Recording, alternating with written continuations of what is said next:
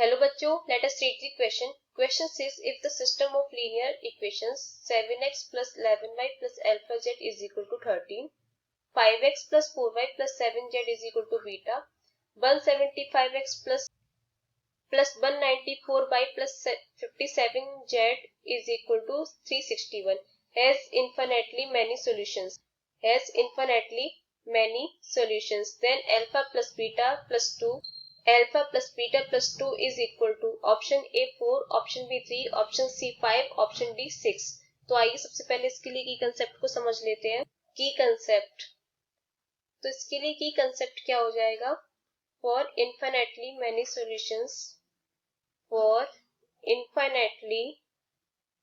Many solutions, अगर हमारे पास system of equations है तो ये कंडीशंस कब बनती है? Solutions ax is equal to b। तो इसके लिए क्या होता है? d is equal to d1 is equal to d2 is equal to and d3 is equal to 0 होता है, 0 के इक्वल होता है। और इसमें d, d1, d2, d3 क्या होते हैं इसे भी हम समझेंगे सॉल्व करते टाइम। तो अब हमें जो क्वेश्चन में इक्वेशंस दे रखी हैं उसको हम डिटरमिनेंट की फॉर्म में लिख लेते हैं। तो क्या हो जाएगा ये?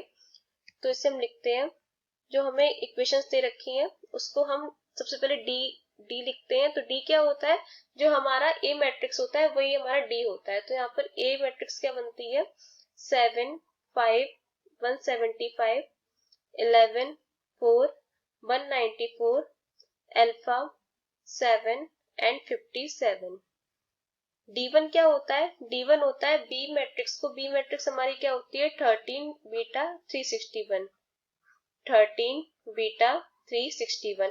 अगर हम इसको डी डिटरमिनेंट में पहली कॉलम की जगह पुट कर दें तो हमें D1 मिल जाता है। तो ये हो जाएगा 13 बीटा 361, बाकी का as it is 11, 4, 194, alpha 7, 57। D2 हमारा क्या हो जाएगा? D2 हम इसको सेकंड जो बी मैट्रिक्स होती है उसको हम सेकंड कॉलम की जगह पुट करेंगे तो हमें D3 मिलेगा। तो 7 होगा यहाँ पर, यहाँ ये 7 हो जाएगा। 7, 7, 5, 175 और बीच वाली कॉलम की जगह हो जाएगा 13 beta 361 and last as it is ये 361 एंड अल्फा 7, 57। और D3 ये हो जाएगा 7, 7, 5, 175, 11, 4, 194 and 13 beta 361 is equal to 0। पीछे भी हम इसको सबको 0 के इक्वल पुट कर दें, इसको 0 के इक्वल पुट कर दिया तो ये हो जाएगा। तो यहाँ से हम अल्फा एंड बीटा की वैल्यू निकालेंगे। तो अल्फा की वैल्यू निकालने के लिए हम यहाँ पर डी को 0 के इक्वल पुट कर देते हैं, d इज इक्वल टू 0। तो क्या हो जाएगा? Determinant 7, 5, 175, 11, 4, 194 and alpha 7, 57 is equal to 0। तो अब इसको सॉल्व करते हैं।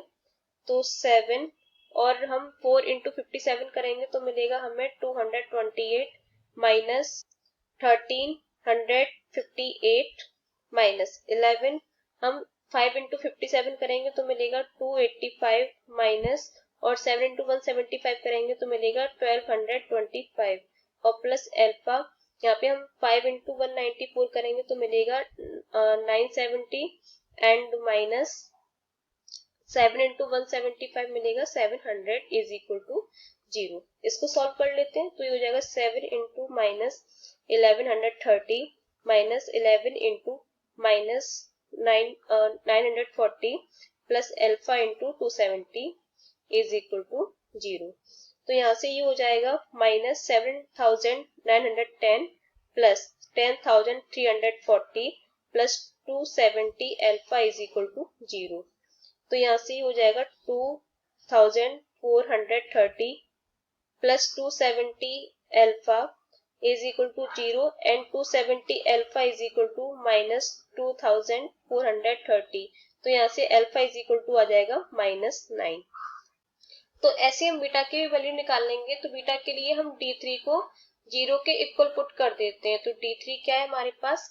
7, 5, 175, 11, 4, 194 and 13 beta 361 is equal to 0। इसको सॉल्व करते हैं तो ये आ जाएगा 7। अब इसमें हम 4 इंटू 361 करेंगे तो हमें मिलेगा 1444 माइनस, इसमें हम बीटा इंटू 194, बीटा इंटू 194, ठीक से लिख देते हैं इसको, 194 into beta, 194 into beta minus 11, इसमें हो जाएगा 5 इंटू 361, तो ये हो जाएगा 1805 माइनस, और ये 175 बीटा प्लस 13, ये हो जाएगा 5 इंटू 194 यानी कि ये हो जाएगा 970 माइनस, और 4 इंटू 175 ये हो जाएगा 700 इज इक्वल टू 0। तो यहाँ से इसको सॉल्व कर लेते, इसका 7 का अंदर मल्टीप्लाई करेंगे तो हमें मिलेगा 10,108 माइनस 1358 बीटा माइनस 11 का मल्टीप्लाई करेंगे तो हमें मिलेगा 19,855 प्लस, और 175 इंटू 11 1925 बीटा, और इसे हम सॉल्व करेंगे तो ये आ जाएगा हमारा 3510 इज इक्वल टू 0। अब इसको और सॉल्व करते हैं तो हमें क्या मिलेगा, बीटा बीटा वालों को सॉल्व कर लेते हैं और सिंपल टर्म्स को सॉल्व कर लेंगे तो हमें मिल जाएगा यहाँ पे 567 beta minus 6237 is equal to 0 and beta is equal to 6237 upon 567, तो बीटा इज इक्वल टू आ जाएगा हमारे पास 11।